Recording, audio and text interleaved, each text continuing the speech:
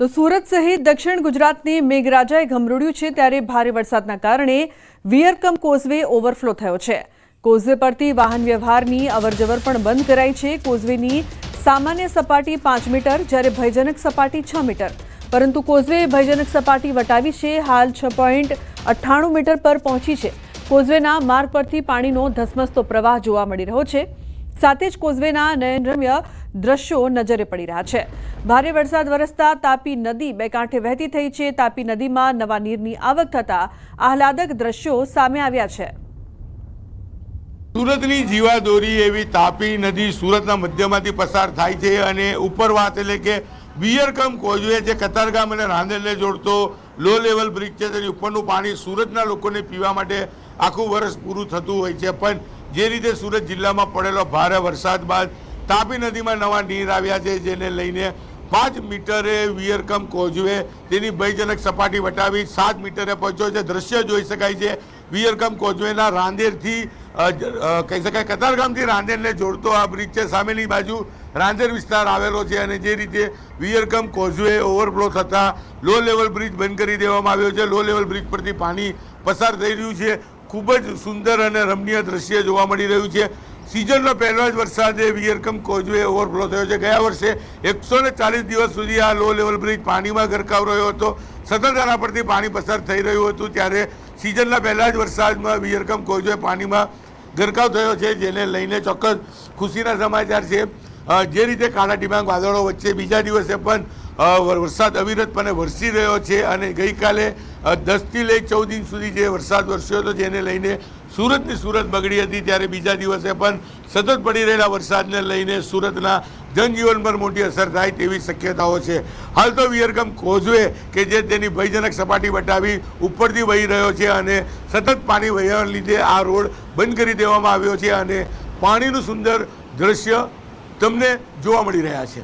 Cameraman જીગર Google સાથે Kirtesh Patel, news 18 Gujarati, Surat. તો સુરતમાં બીજા દિવસે પણ શાળા કોલેજોમાં રજા। શાળા કોલેજોમાં આજે પણ રજાની જાહેરાત। ભારે વરસાદને પગલે આ નિર્ણય લેવાયો છે।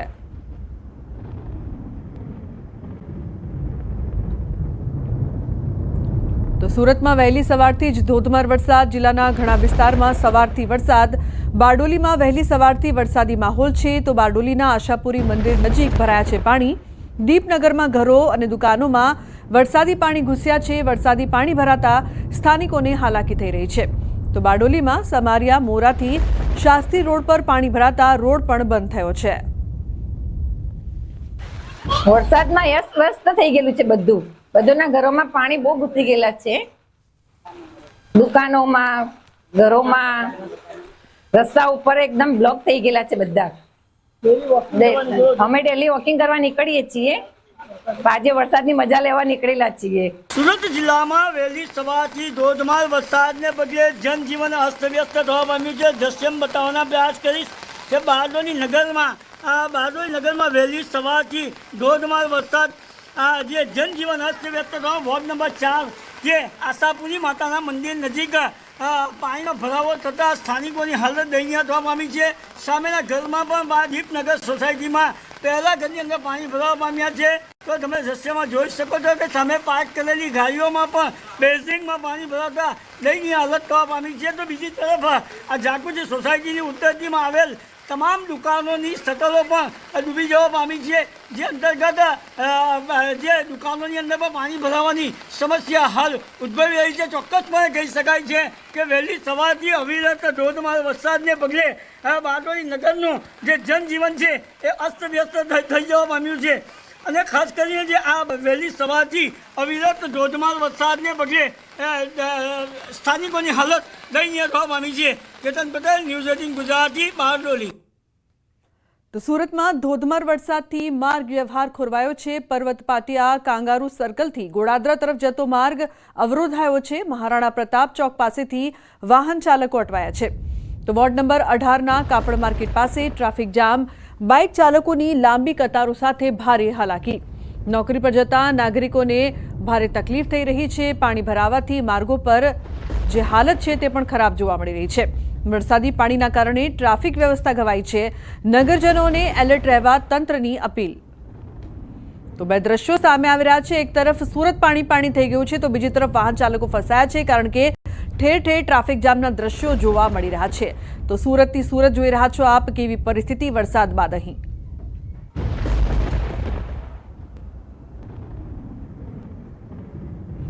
સુરતમાં ભારે વરસાદ યથાવત છે। પાલનપુર કેનાલ રોડ પર ફાયર ટીમનું રેસ્ક્યુ, એક બાળક અને 5 બાળકીઓનું રેસ્ક્યુ કરવામાં આવ્યું છે।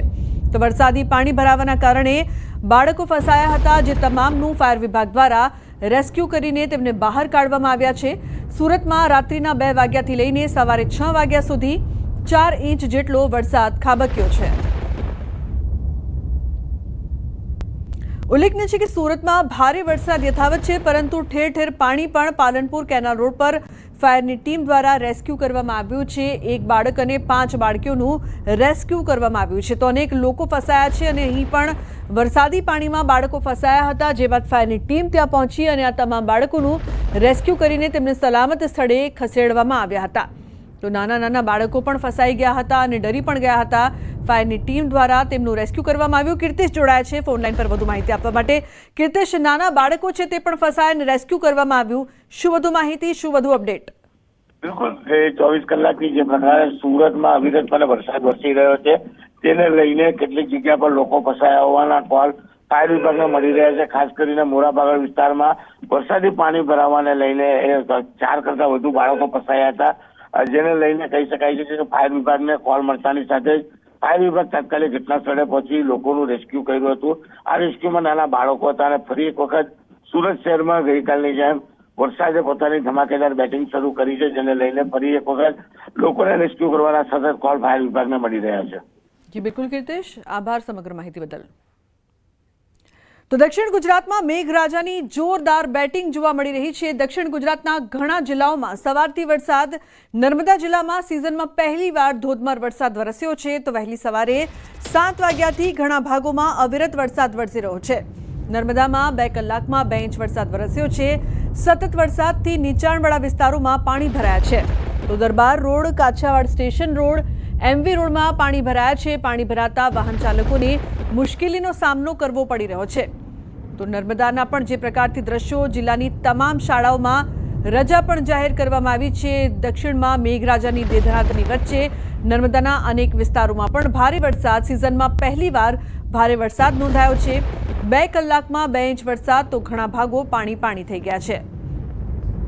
ઉલ્લેખનીય છે કે જે પ્રકારથી સતત વરસાદ વરસી રહ્યો છે, દીપક લાઈવ જોડાયા છે વધુ માહિતી આપવા માટે। દીપક, જે પ્રકારથી નર્મદામાં સિઝનનો પહેલો ભારે વરસાદ કહી શકાય તેવી પરિસ્થિતિ, શું વધુ અપડેટ?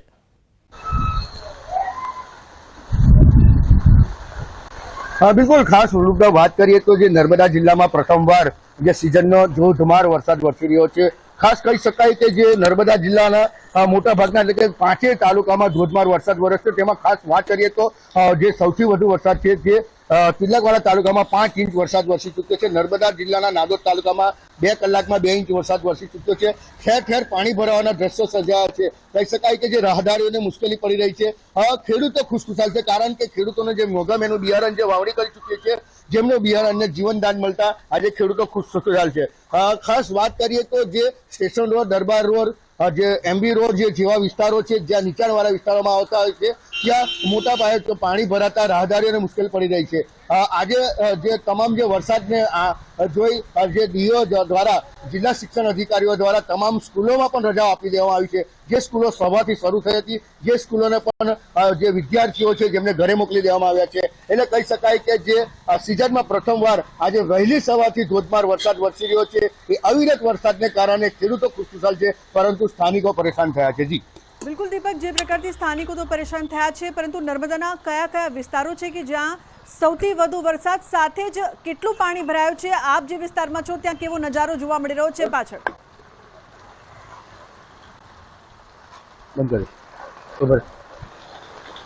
તો જે પ્રકારથી નર્મદામાં સતત વરસાદ વરસી રહ્યો છે, અનેક વિસ્તારમાં પાણી પણ ભરાયા છે। દરબાર રોડ, કાછિયાવાડ વિસ્તારમાં પાણી ભરાયા છે।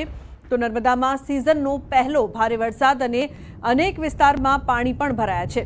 ઉલ્લેખનીય છે કે દક્ષિણમાં મેઘરાજાની દેધનાધનની વચ્ચે નર્મદામાં સિઝનનો આ પહેલો ભારે વરસાદ છે। અનેક વિસ્તારોમાં પાણી ભરાયા છે, ક્યાંક લોકોને સમસ્યાઓનો સામનો પણ કરવો પડી રહ્યો છે। 2 કલાકમાં 2 ઇંચ જેટલો વરસાદ વરસ્યો છે અને અનેક વિસ્તાર પાણી થયા છે. તો રસ્તાઓ જાણે નદી બની ગયા હોય તેવા દ્રશ્યો પણ અહીં સામે આવી રહ્યા છે. સ્ટેશન રોડ, MV રોડમાં પાણી ભરાયા. સુરતના બારડોલીમાં વહેલી સવારથી ભારે વરસાદને પગલે જનજીવન પ્રભાવિત થયું છે. બારડોલી નગરના MN પાર્કમાં ભરાયા છે વરસાદી પાણી. MN પાર્કમાં કમર સુધીના પાણી ભરાયા છે. તો સ્થાનિકોના જીવ તાળવે ચોંટ્યા છે. વહીવટી તંત્ર પાણી નિકાલ કરવામાં નિષ્ફળ નીવડ્યું છે. સુરત જિલ્લાના બારડોલી પંથકની અંદર વહેલી સવારથી ધોધમાર વરસાદને પગલે બારડોલી નગરનું જનજીવન પ્રભાવિત થવા પામ્યું છે. દ્રશ્યમાં જોઈ શકો છો બારડોલી નગરના MN પાર્ક વિસ્તારની અંદર કમર જેટલા પાણીઓ ભરાતા લોકોની હાલત દયનીય થવા પામી છે. સાથે સાથે લોકોના ઘરોની અંદર પાણી ભરાતા લોકોના ઘર વખરીના સામાનને પણ નુકસાન થવાની ભીતિ હાલ સેવાઈ રહી છે. વહીવટી તંત્ર દ્વારા જે પ્રી મોન્સૂન કામગીરીના દાવા કરવામાં આવ્યા તે દાવા સદંતર પોકળ સાબિત થવા પામ્યા છે. ચૂંટાયેલા સદસ્યો પણ ક્યાંક આ વિસ્તારની અંદર જોવા મળી રહ્યા નથી. અને ખાસ કરીને દ્રશ્યની અંદર જોઈ શકો છો કે આ ભારે વરસાદને પગલે જે નીચાણવાળા વિસ્તાર જે બારડોલીના MN પાર્ક DM નગર, આશાપુરી માતાના મંદિર સહિતના વિસ્તારોની અંદર વહેલી સવારથી વરસાદી પાણી ભરાતા બારડોલી નગરનું જનજીવન પ્રભાવિત થવા પામ્યું છે. કેતન પટેલ, ન્યૂઝ 18 ગુજરાતી, બારડોલી. તો તાપી જિલ્લામાં સવારથી વરસાદની જમાવટ જોવા મળી રહી છે. વ્યારા, વાલોડ, બાજીપુરા, સોનગઢ સહિતના વિસ્તારોમાં વરસાદ વરસી રહ્યો છે. સવારથી વરસાદની જોરદાર બેટિંગ જોવા મળી રહી છે. તો વરસાદના કારણે વાલોડના કલમકુઈથી વાંસકુઈ મઢી તરફ જતા રસ્તા પર કોતરના વરસાદી પાણી ફરી વળ્યા છે. રસ્તા પર પાણી ફરી વળતા અવરજવર માટે લોકોને હાલાકી પણ ભોગવવી પડી રહી છે. તો ઉલ્લેખનીય છે કે સતત વરસાદની વચ્ચે અનેક વિસ્તાર એવા છે કે જ્યાં પાણી ભરાયા છે. રસ્તા પર પાણી